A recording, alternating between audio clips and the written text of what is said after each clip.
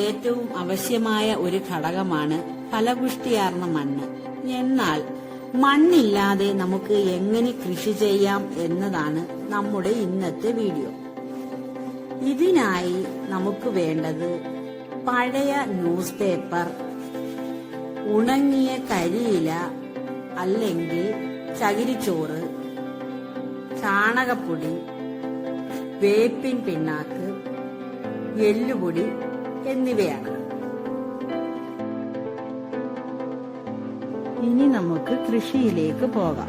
അതിനായി ഒരു പാത്രത്തിൽ കുറെ ന്യൂസ് പേപ്പർ കുതിർക്കാൻ വെക്കുക. ഏകദേശം 2 മണിക്കൂറോളം ന്യൂസ് പേപ്പർ കുതിർക്കാൻ വെക്കണം.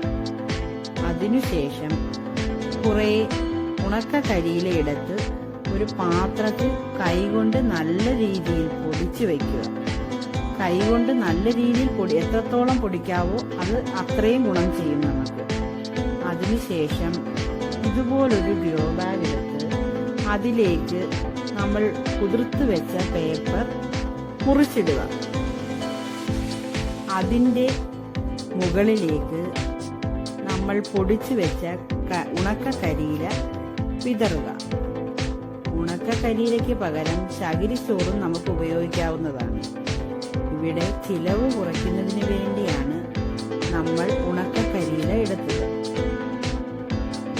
അതിനുശേഷം അതിന് മുകളിലായി ചാണകപ്പൊടിയും എല്ലുപൊടിയും വേപ്പിൻ പിണ്ണാക്കും വിതറുക.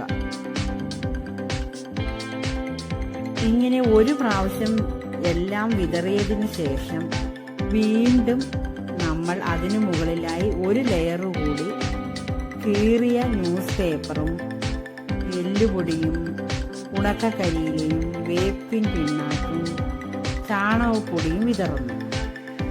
അതിനുശേഷം ഈ മിക്സ് ചെയ്ത സാധനം 2 ദിവസത്തേക്ക് നനയ്ക്കുവാൻ വയ്ക്കുന്നു. ഈ നിറച്ച് വെച്ചിരിക്കുന്ന ഗ്രോ ബാഗിൽ നമ്മൾ തക്കാളി തൈയാണ് നടാൻ ഉദ്ദേശിച്ചിരിക്കുന്നത്. അങ്ങനെ തക്കാളി തൈ ഇതിൻ്റെ ഒരു ഗ്രോ ബാഗിനകത്ത് 2 തക്കാളി തൈ എങ്കിലും നടാൻ നമ്മൾ ശ്രമിക്കണം.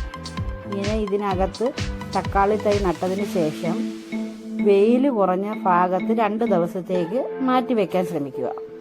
അതിനുശേഷം ഈ ഗ്രോ ബാഗ് നല്ല വെയിലുള്ള ഭാഗത്ത് വെച്ച് വെള്ളം ഒഴിച്ചു കഴിഞ്ഞാൽ നല്ല രീതിയിൽ കായ്ഫലം ഉണ്ടാകുന്നതാണ്.